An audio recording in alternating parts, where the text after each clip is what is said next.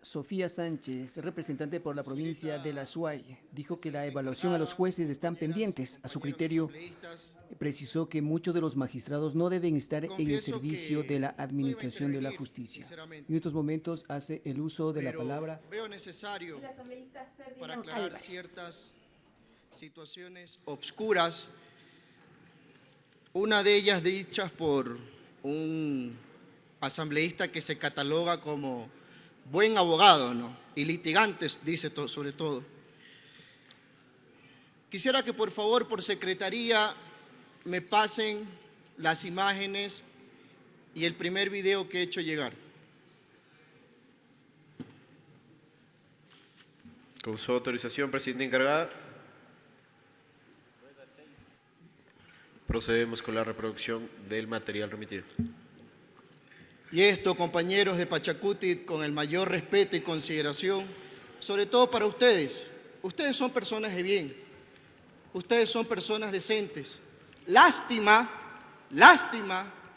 que se dejen engañar por un buen abogado que los guía por un camino que al final, lo que les puedo decir, cuando ustedes estén a la víspera de una hoguera, es ese buen abogado el que quizás los va a lanzar más rápido a la hoguera.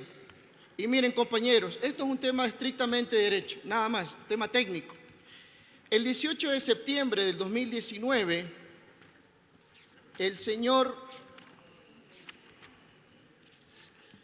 Diego García Sayán, relator especial sobre la independencia de los magistrados y abogados, en su informe que fue remitido para el Estado ecuatoriano, entre lo principal manifiesta, escuchen bien esto, compañeros, porque es importante.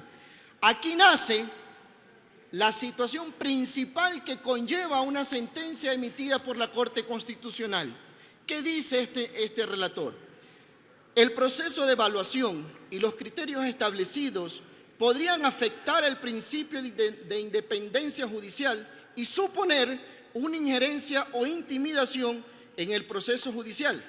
Es más, se podría correr el riesgo de que el objeto de la evaluación fuera justificar remociones o procesos disciplinarios graves, lo cual violaría el principio de inamovilidad y los estándares para la imposición de las medidas disciplinarias, suspensión y separación del cargo. Este riesgo se ve acentuado cuando, según las alegaciones presentadas, los criterios de evaluación establecidos en el proceso entran en conflicto con el objeto de la evaluación de desempeño e incluyen cuestiones disciplinarias que tendrían la finalidad de destitución de juezas y jueces. Además, hace otra valoración en el punto 2, donde dice: sírvanse al Ecuador, al Estado ecuatoriano, sírvanse proporcionar información sobre las medidas tomadas por el gobierno de su excelencia para asegurar que el proceso de evaluación íntegra de las y los conjueces de la Corte Nacional de Justicia, incluida la metodología de evaluación, se rige por los estándares y principios internacionales de los derechos humanos.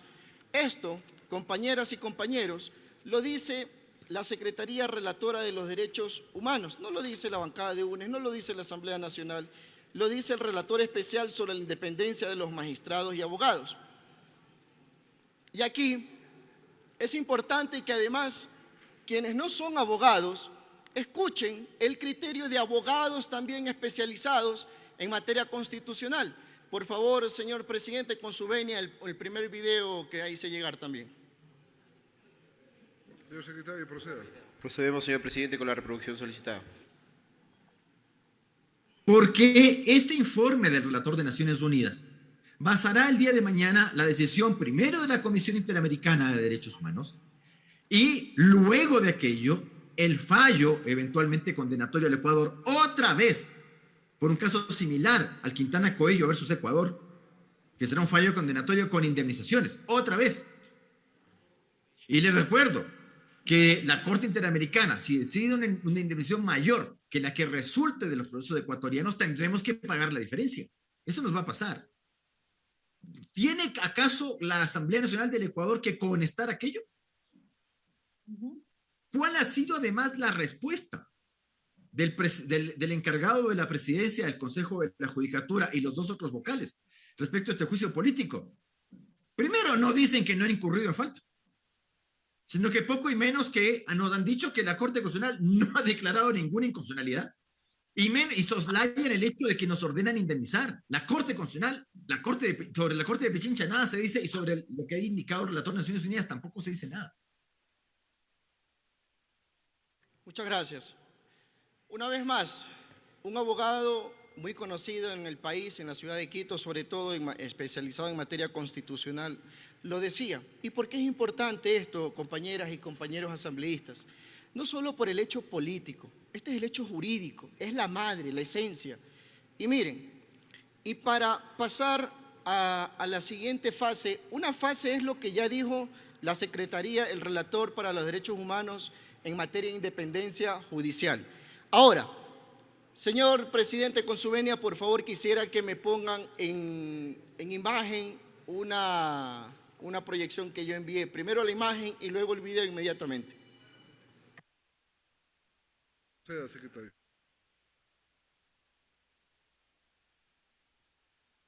Procedemos con la reproducción del material restante remitido por el asambleísta Ferdinand Álvarez. Primero la imagen, por favor. Ok. Ustedes podrán observar un tuit del abogado Ricardo Vanegas. Dice, presentaré 2 juicios políticos. 1, al ingeniero Carlos Riofrío, Contralor General del Estado, por haber dictado antes de tiempo caso Pandora Papers. 2, al Consejo de la Judicatura, porque la Corte Constitucional declaró la inconstitucionalidad del reglamento del concurso de renovación de los jueces y conjueces de la Corte Nacional. Es decir, lo que él hoy día les ha venido a decir a ustedes de forma, digamos, bastante sutil y soslayada también, aquí ante el Pleno de la Asamblea Nacional, diciéndoles que ya él no entiende porque la sentencia de la Corte Constitucional no dice que los integrantes del Consejo de la Judicatura han incumplido funciones. Eso no lo dice. Ahora, ¿cuál es el cambio de opinión del abogado Ricardo Vanegas? ¿Será acaso las constantes reuniones con el asesor de la presidencia de la Judicatura? Esto es el señor Edwin Piedra, asesor del señor Murillo, presidente actual del Consejo de la Judicatura, quien ha mantenido varias reuniones en el barrio con varios asambleístas. Preguntemos ahora el porqué de ese cambio de opinión. Ahora, vamos al ámbito constitucional, donde dice el abogado litigante, a diferencia, yo soy un abogado litigante en materia penal, pero la diferencia es que jamás he comprado jueces, jamás he amenazado jueces. Lo que yo sí he hecho íntegramente, y aquí me permito enviar un saludo a los compañeros judiciales de Guayas. Hoy ustedes tengan en cuenta quién les está dando la espalda, quién les dice a ustedes que ustedes no tienen dignidad para trabajar en la justicia, quien se pasea varias veces por las cortes también de justicia del Guayas a pedir favores y ahora a ustedes les está dando la espalda en este juicio político. Miren, la Corte Constitucional en su sentencia, dentro de sus considerandos, dice, ojo con esto, porque esto es la materia principal. Consecuentemente, esta Corte concluye que la resolución número 10-2019, por la que se reglamentó el proceso de evaluación de los jueces y conjueces en la Corte Nacional de Justicia, no contempló el mandato constitucional que determinaba el momento en el que se llevaría a cabo la evaluación, por lo que la resolución número 10-2019 es incompatible con relación al derecho a la seguridad jurídica, situación que genera que la misma sea inconstitucional de manera integral. Ahora bien, vamos al hecho de que por qué la Corte dice que es inconstitucional y qué genera esta inconstitucionalidad. Precisamente el incumplimiento de una normativa, no solo legal, sino constitucional por parte de los miembros del Consejo de la Judicatura. Y es quien ahora este abogado En una etapa decía que él iba a seguir un juicio político, ahora dice que no, cambia de opinión, reuniones, notarías van, notarías vienen, reuniones van, reuniones vienen, pero ahora no. Pero y para ratificar aquello, para que digan que quizás, bueno, fue una adulteración, el Twitter no es verdad, bla, bla, bla.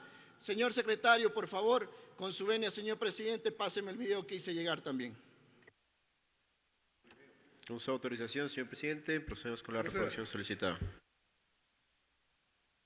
Estoy por presentar el llamado a juicio político a los 5 vocales del Consejo de Judicatura. Es el abogado Tengo Vanegas, todo por si listo. acaso. Entonces, apenas vea yo el momento oportuno, porque la Comisión de Fiscalización tiene que determinar que efectivamente el juicio del Consejo Electoral no procede porque gozan de inmunidad electoral por este año.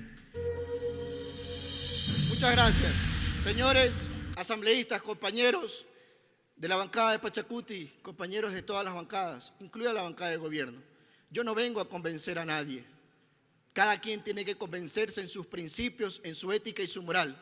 Pero lo que yo sí les digo hoy día, que esa justicia a la cual ustedes también, en octubre de 2019, junio del 2022, sirvió para perseguir a sus mandantes, porque recuerden que ustedes están aquí debido a sus mandantes, a quienes persiguieron. Hoy ustedes les van a dar la espalda, le quieren dar la espalda. Yo los quiero llamar a la reflexión. Hagan una reflexión entre ustedes, llámense a la autorreflexión. No le den la espalda a su pueblo. De los juicios, de todo el tema legal y constitucional, podemos hacer un debate, inviten a su buen abogado también, y yo con gusto hago un debate público donde yo también puedo dar clases de derecho. Y lo que les dejo con una reflexión, un día a mí en el primer año de Derecho, en la Universidad de Guayaquil, el doctor Argudo, que me daba ética, recuerdo, me dijo un día, cuando a ti te pongan a elegir entre la justicia y el derecho, elige la justicia. Hoy los invito a ustedes a elegir la justicia en lugar de vanidades, no de ustedes, pero sí ciertas personas que están atrás de ustedes. Muchas gracias. Asambleísta